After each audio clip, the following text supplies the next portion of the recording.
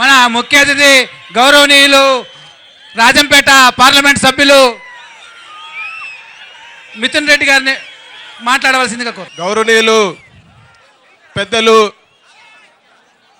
మన పార్టీ అధ్యక్షులు జగన్మోహన్ రెడ్డి గారికి, ఇక్కడికి విచ్చేసిన పెద్దలు, అదేవిధంగా ఇక్కడికి విచ్చేసిన రైతులు, పార్టీ అభిమానులు, మీడియా మిత్రులు అందరికీ కూడా నమస్కారము.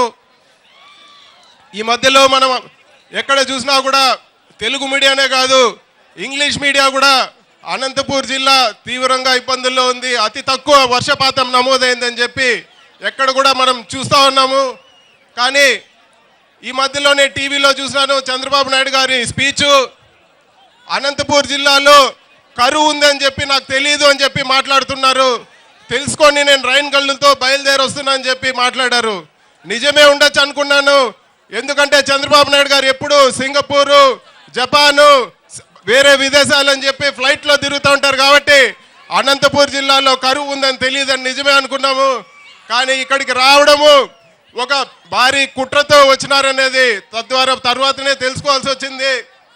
ఈ రెయిన్ గన్ల పూటకంతో ఈరోజు క్రాప్ ఇన్సూరెన్స్ కానీ, అదేవిధంగా రైతులకు రావాల్సిన ఇన్పుట్ సబ్సిడీ కానీ ఎగరగొట్టే దానికి ఈరోజు పన్నాగం పన్నారని చెప్పి కూడా మనం అందరం కూడా గ్రహించాలి. ఒక భారీ కుట్రతో వచ్చినారనేది తద్వారా తర్వాతనే తెలుసుకోవాల్సి వచ్చింది.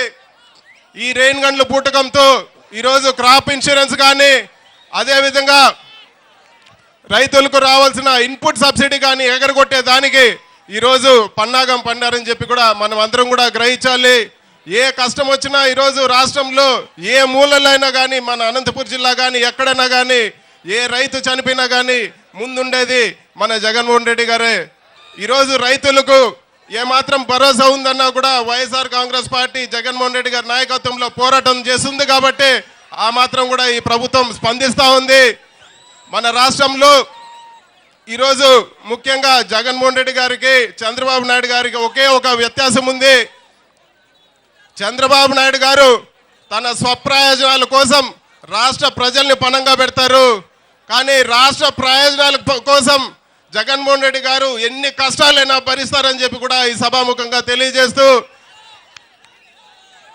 ఈ రైతులందరూ కూడా ఏమాత్రం అధైర్యపడకుండా జగన్మోహన్ రెడ్డి గారి నాయకత్వంలో ఈ తెలుగుదేశం ప్రభుత్వం గద్దె దిగే వరకు, అదేవిధంగా వాళ్ళు చెప్పిన మాటలు రైతులకు ఏవైతే మాటలు చెప్పారో అవన్నీ కూడా నెరవేర్చే వరకు ఖచ్చితంగా జగన్మోహన్ రెడ్డి గారి నాయకత్వంలో పోరాటం చేస్తూ మీకు అందరు కూడా నమస్కారము, కృతజ్ఞతలు.